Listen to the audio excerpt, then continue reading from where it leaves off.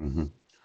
The practice of charge inflation is widespread. Serious doubt could arise. Yeah. Regarding the reliability of rate estimates of domestic violence. Yeah. Now it looks like police departments are just mhm, making up stuff against individuals. Yeah. hmm Now, uh, I wanted to make sure you understand charge inflation. Right. Oh, I'll just put this on there and that on there. Yes. Yes. Yes. Presence or absence of a traumatic condition such as a bruise, laceration, burn, clump of hair pulled out. Yes. Broken bone, internal injuries, and so on. Traumatic conditions are easily documented through testimony, photographs, medical records, and so forth. Yes. If there is sufficient evidence to charge a misdemeanor, there should also be sufficient evidence to charge a felony because of the documentation of traumatic injury. Yeah. Now, since I wasn't there, yes, could you explain what injuries took place?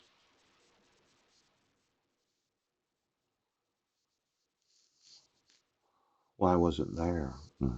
I didn't email.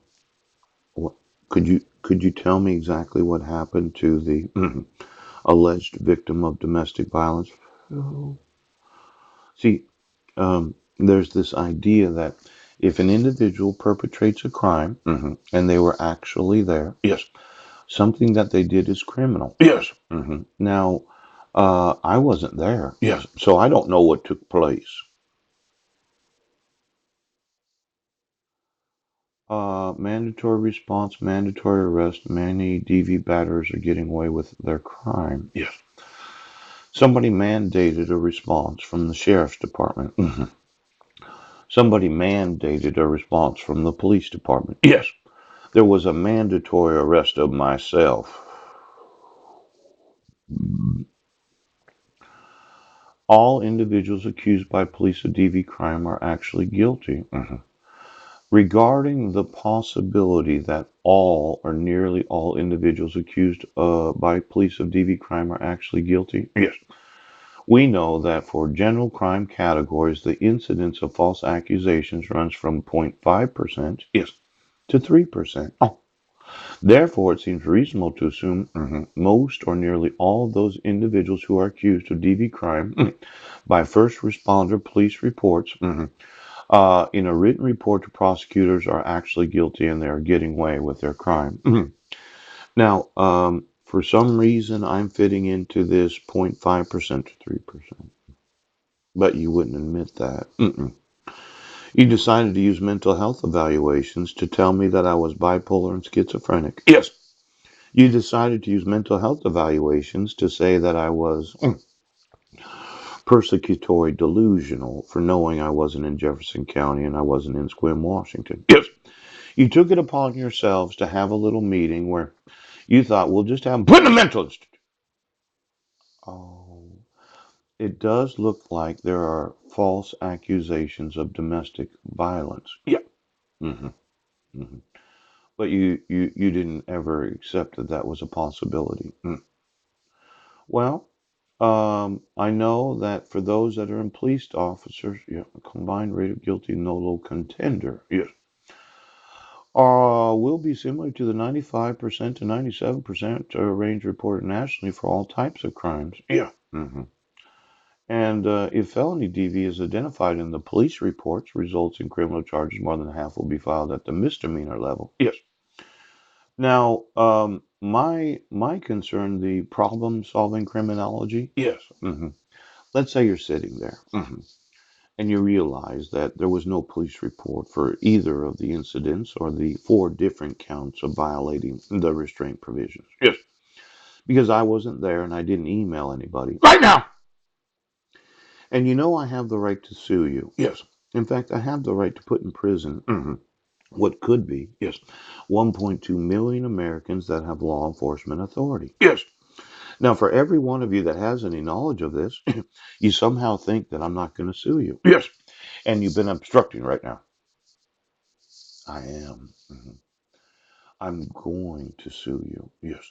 See, I informed you, yes, that the protection order that was issued for 10 years, yeah, it doesn't have the signature of the petitioner. Yes. The petitioner didn't give me a dissolution of marriage. Yes. The petitioner didn't give me any notice of court hearings. Yes. The truth of the matter is, right now, I'm going to want my sons today. Yes. And I'm going to want you prosecuted. Now, for those of you that are concerned about your personal items, yeah, your wives and your children, yeah, they'll probably be on welfare. Mm-hmm. Now, could you get me every storage facility of every oath, badge, attorney? Yes. Every teacher, principal, superintendent, and civil rights coordinator? Yes. In every county, city, and state of the United States. I'm buying up all the storage facilities in the United States. Yes. And I want to know, yes, where is all?